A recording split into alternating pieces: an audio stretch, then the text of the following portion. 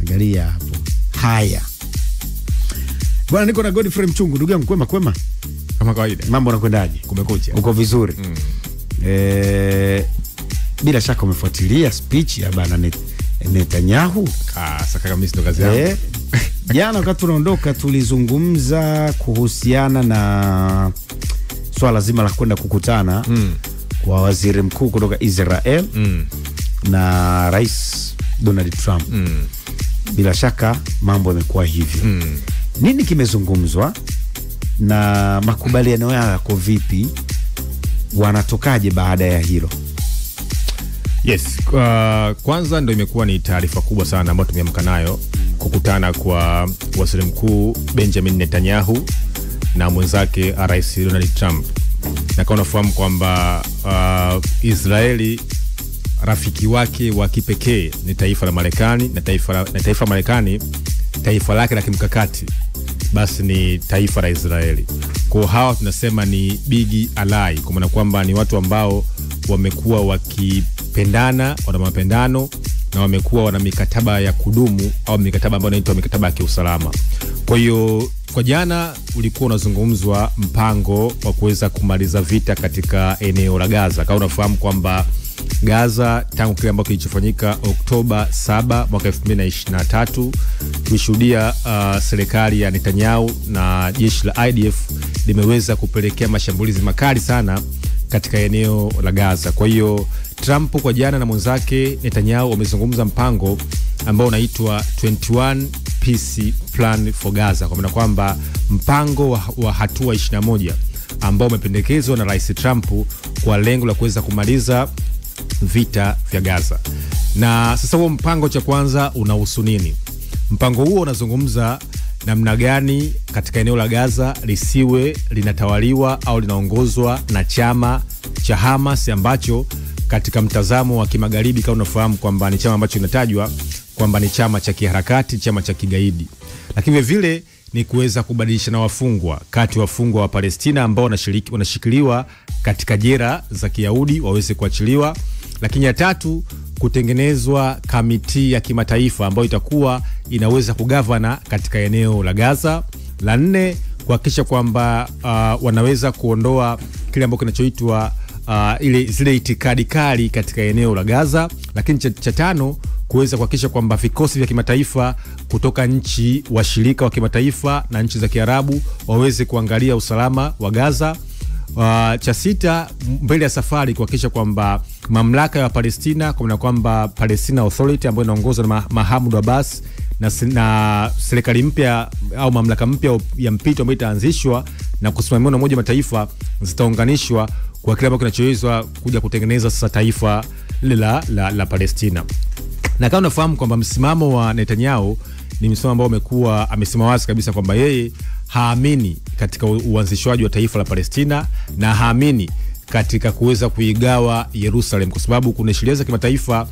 East Jerusalem kama unafahamu kwamba ni mji mkuu wa Palestina, kwa maana kwamba kuanzia Judea na Samaria ni mji mkuu wa Palestina. Kwa hiyo kwa Netanyahu amesema wazi kabisa kwamba wao hawawezi kuiachilia Yerusalem, lakini vile hawawezi kukubali uanzishaji taifa la Palestina. Lakini hii sasa vile lazima tumpongeze Trump. Kwa sababu kama unafahamu kwamba Trump ndo alikuja na mpango ambao unajulikana kama Abraham Accord mwaka 2020. Ulikuwa ni mpango maalum au mpango mkakati ambao ulikuwa umeenda kuzifanya nchi za Kiarabu kuweza kunormalize, yani kuweza kuitambua taifa la Israeli, na taifa la Israeli kuweza kuitambua taifa la nchi za Kiarabu. Mpango ambao ulikuwa ukitazama ni Qatar, Kuwait, Sudan, Bahrain, ukitazama UAE, zote ziweza kuanzisha uhusiano na taifa la Israeli. Kwa mpango wake wa sasa hivi ambao unajulikana kama 21 peace plan deal for Gaza, nao vile watu wengi wameweza kumsifu. Sasa uhalisia upo vipi kwa namna ambavyo mpango huu unaweza kutekelezeka katika watu wa Gaza? Kwa sababu lazima tufahamu kwamba Marekani amekuwa akitoa bajeti kubwa sana kwa taifa la Israeli, na baada ya Israeli kuweza kutengwa na dunia, mshirika wake wa kipekee ambaye imebaki ni Marekani. Na kwa nini Marekani amekuwa na nafasi ya kipekee kuna Israeli? Cha kwanza, kama unafahamu kwamba wale ma lobbyist kuanzia AIPAC, American Israel Public Affairs Committee, mawaziri wengi wa taifa la Marekani, kampuni za kimkakati kuanzia NASA, Google, zote zimekuwa zikifinance na kuchangia utawala wa Kizayuni. Lakini vile kampuni mashirika makubwa ya kidini, tunazungumzia kwa mfano Christian for United States for Israel, Zionism Movement, Christian Zionism, wote wamekuwa wakiunga mkono taifa la Israeli, na hao kwa tazama wamekuwa na nguvu kubwa ndani ya siasa za Marekani. Kwa hiyo msimamo wa Marekani kuhusu Israeli na msimamo wote wa Marekani kuhusu Gaza utakuwa ni hatua msingi zaidi ya kuweza kuhakikisha kwamba vita hii inaweza kuisha. Kwa wengi wamemsifu katika mtazamo huu, lakini vile wengi wamekuwa na hofu.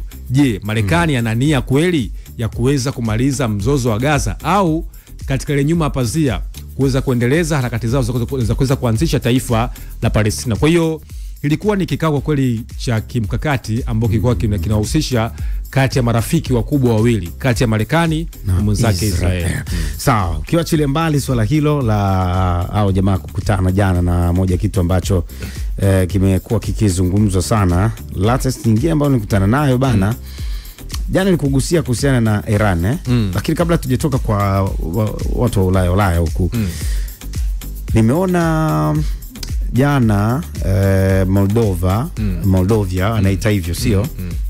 Yenyewe bana imeamua kuchagua kuendelea kuungana na Ulaya badala ya purukushani kubwa zilizokuwa zikiendelea nchini pale, ikiwemo wabunge kuwa na vuta ni kuvute baina yao, wengine wakisema walipaswa kuungana na Urusi, huku wengine wakisema wanapaswa kuendelea kushikamana na Ulaya. Sasa ikapigwa kura.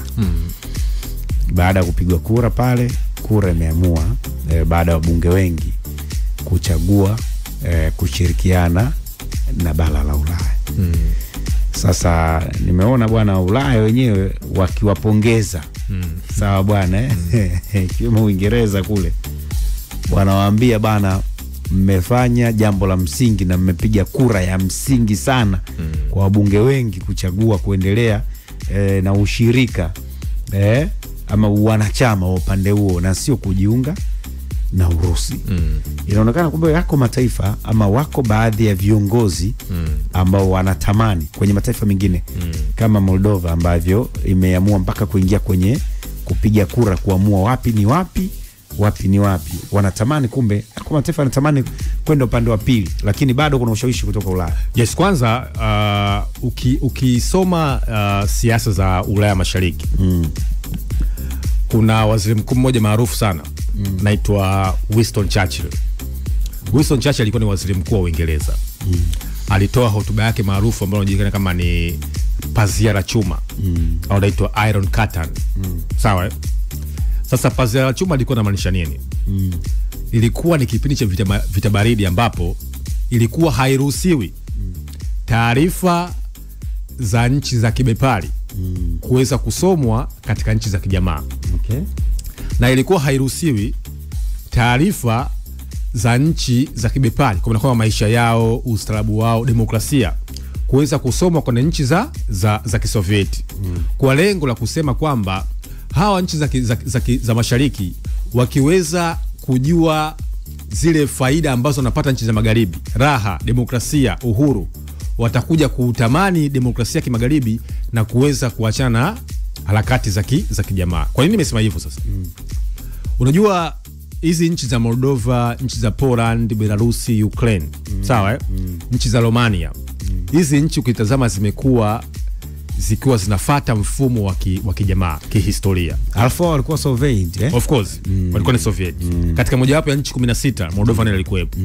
Sasa hizi nchi kumbuka nyingi zina historia ya nchi za kijamaa. Vya chama kimoja, sawa serikali ilikuwa inadhibiti mifumo ya kiuchumi na kisiasa, lakini vile wao demokrasia yao ilikuwa ni serikali kuweza kuamua na kuweza kupanga kuhusu wananchi. Yaani wananchi wanakuwa hawana nguvu dhidi ya serikali.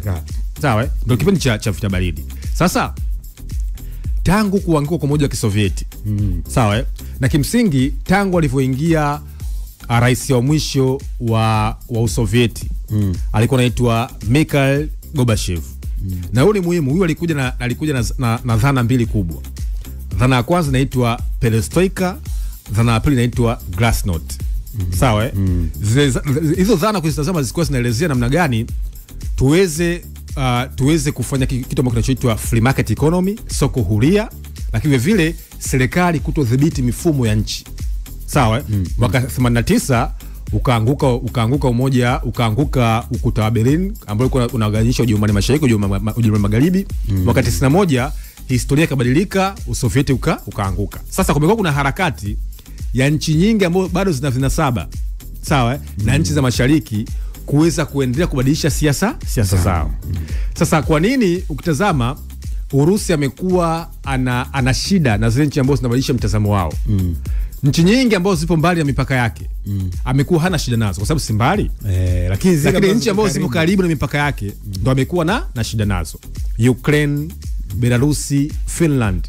Sawa, hizi ana shida nazo kwa sababu wanapobadilisha mtazamo wao kuhusu kubadilisha mwenendo na siasa zao, inakuwa ni hatari dhidi ya usalama wake.